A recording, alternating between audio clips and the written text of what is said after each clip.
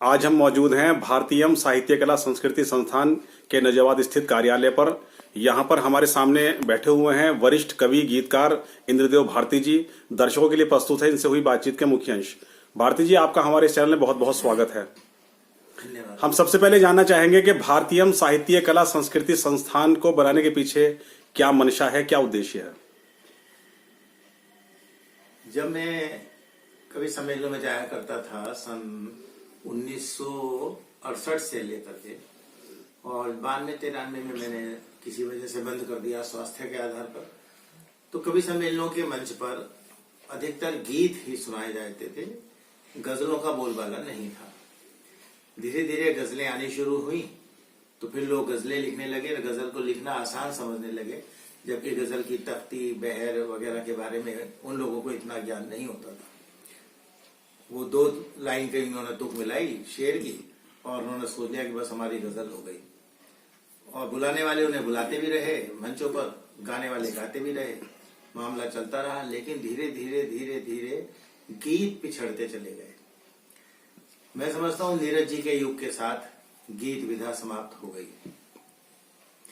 अनेक लोगों ने गीत लिखे तो गीत को भी शेर व शायरी की तरह से ही उन्होंने लिया, तुकबंदी करने लगे। कोई लाइन छोटी, कोई बड़ी, कोई कहीं जा रहा है। लाइनों के अंदर, पंक्तियों के अंदर कोई तालमेल नहीं है आपस में। पहली लाइन स्विट्जरलैंड की तारीफ कर रही है तो दूसरी लाइन सिंगापुर पहुंच जाती है एकदम।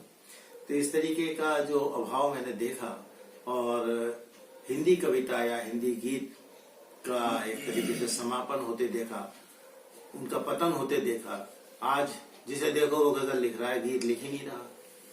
दोहे, छंद, कविता, कुंडली, माहिए, सवैये वगैरह वगैरह वगैरह नए लोगों ने अध्ययन कर रखे हैं और नए इनको पढ़ते हैं। किताब भी किसी से मिल जाती है तो अलमारी में सस्ती है, कोई उसको सीखता पढ़ता नहीं।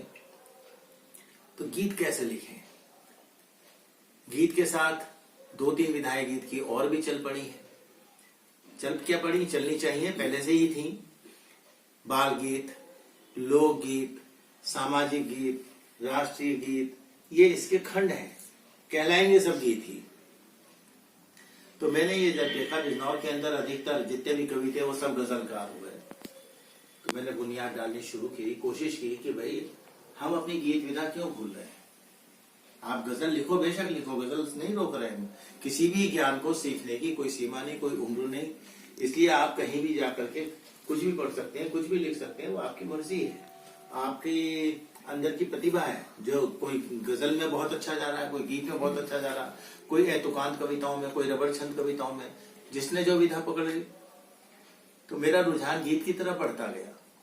दूसरे, मुझे दुष्यंत जी ने भी गीत लिखना ही सिखलाया, गजल लिखना नहीं सिखाई। मैं गजल लिखने के मामले में शायद 0 ही हूँ संभवतः, अभी 1% भी नहीं पहुंचा। तो मैंने सोचा कि मैं अपनी गीत विधा को ही आगे बढ़ाऊं, और बिजनौर से, हमारे जनपद बिजनौर से, और खास तौर से हमारे शहर से जो गीत विधा समाप्त होती जा रही है, कोई गीत नहीं लिख रहा है, उन लोगों को एक एक करके जोड़ूं और गीत लिखना सिखलाऊं, गीत लिखने के बारे में बताऊं। तो कुछ तो पके पकाए गीतकार मिले, कुछ अधपके गीतकार मिले, कुछ अधकचरे गीतकार मिले, कुछ नवोदित गीतकार मिले, और सबको एक मंच पे इकट्ठा करने की कोशिश मैंने की, और गीतशाला के नाम से अपने इसकी एक बुनियाद डाली। गीतशाला इस भारतीय साहित्य कला संस्कृति संस्थान का ही एक अंग है। भारतीय साहित्य कला संस्कृति संस्थान में बाहर के अतिथि कवि, अतिथि शायर, अतिथि कवित्रियां भी बुलाए जा सकते हैं, लेकिन गीतशाला में केवल गीतशाला के ही सदस्य आते हैं, जो गीतशाला के ही सदस्यों के लिए काम करते हैं और आपस में शेयर करते हैं सब चीजों को, अपने भावनाओं को, अपने विषय को, अपनी प्रतिभा को। और उसके अंदर मैंने स्टार्टिंग किया कि भाई इस तरीके से हम लोग एक पंक्ति दे दें। कादम्बनी से मैंने ये चीज ग्रहण करी। कादम्बनी वाले एक शब्द दिया करते थे या एक फोटो डाल देते थे और कहते थे कि इस फोटो के ऊपर कोई कविता लिखो, या इस शब्द का प्रयोग करके कोई कविता लिखो।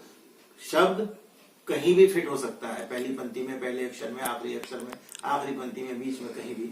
और उसके ऊपर वो 5 रुपए 10 रुपए का इनाम दिया करते थे, उस जमाने की बात करो। अब तो खैर कादम्बनी बंदी हो गई। भारती जी, मुझे एक चीज याद आ रही है कि जो हम अगर उर्दू अदब की बात करते हैं तो हमने देखा है कि शायरी में उस्ताद होते हैं और उनके शागिर्द होते हैं, वो एक दूसरे को सीखते हैं, उनसे इस्लाह करते हैं आपस में। तो क्या गीत को लेकर भी इस तरह कुछ माहौल बना हुआ है? नहीं, ऐसा माहौल हिंदी जगत में नहीं है।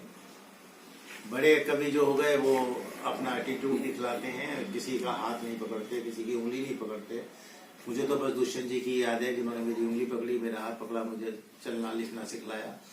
ऐसा होना चाहिए। और उन्होंने मुझे यही इंगित किया था कि जितना भी तुम ज्ञान बढ़ा रहे हो, सीख रहे हो, कर रहे हो, तो आपने इसको जैसा बांटिए, कि वो मैं बांट रहा हूं। जैसा कि अब आपने बताया है कि आपको प्रेरणा मिली है दुष्यंत त्यागी जी से, तो इस चीज को आप अब अपने स्तर से आप कितना आगे बढ़ाएंगे या कितना बढ़ाने की कोशिश कर रहे हैं? बस जहां तक मेरी सामर्थ्य है। अब देखिए, जैसे आज ही मैंने 10-15 अपने शहर के भी बाहर के सदस्य नहीं बुलाए थे मैंने। हमारे सदस्य नूरपुर में भी हैं, धामपुर में भी है, बिजनौर में भी हैं। तो अभी मैंने उन लोगों को नहीं बुलाया था क्योंकि इतनी जगह मेरे आवास पर नहीं है। तो मैंने अपनी शहर के जो कवि और कवित्रियां थी उन लोगों को आमंत्रित किया। उसमें भी बेचारे ये 5 ही लोग आए हैं हमारे पास। किसी को कोई काम है, किसी को कोई काम है, किसी को नहीं है, तो वो भूल गया, किसी ने पढ़ा नहीं मैसेज, तो नहीं आ पा रहे, उनकी इच्छा है। भारती जी, हम अपनी इस वार्ता के अंत में आपसे एक सवाल ये कर रहे हैं कि आपका क्या संदेश है ऐसे लोगों के लिए जो लोग आज की तारीख में गीत लिख रहे हैं या गीतकार बनना चाहते हैं? उनके लिए आपका क्या मैसेज है, संदेश है? उनको अपने से वरिष्ठ कवियों की पुस्तकें पढ़नी चाहिए, उनको सुनना चाहिए। पढ़ने के बाद जो रचना आप उनकी पढ़ रहे हैं, उस रचना के ऊपर चिंतन मनन करना चाहिए कि इन्होंने ये रचना किस आशय से लिखी, इसका क्या विषय है, क्या प्रस्तावना है, क्या विषय वस्तु है, क्या उपसंहार है, इसके भाव क्या है, ये क्या कहना चाह रहा है। मैंने अभी थोड़ी देर पहले बताया था कि कोई कवि अपनी एक गीत में, बल्कि एक अंतरे में, गीत में 2 या 3 अंतरे तो होने ही चाहिए, अपने एक अंतरे के अंदर स्विट्जरलैंड की बात करता है या सिंगापुर की बात करता है एकदम से। भाई, सिंगापुर को स्विट्जरलैंड से कैसे जोड़ो? स्विट्जरलैंड को आप पेरिस से तो जोड़ सकते हैं, लेकिन सिंगापुर से कैसे जोड़ो, बताओ? तो इसी तरीके से गीत का है कि पहली लाइन, दूसरी लाइन, तीसरी लाइन, चौथी लाइन के अंदर तालमेल होना चाहिए। भारती जी, आपने बहुत अच्छी जानकारी हमारे दर्शकों को दी और साहित्य से जुड़े हुए लोगों को दी। इसके लिए आपका बहुत बहुत धन्यवाद, आभार।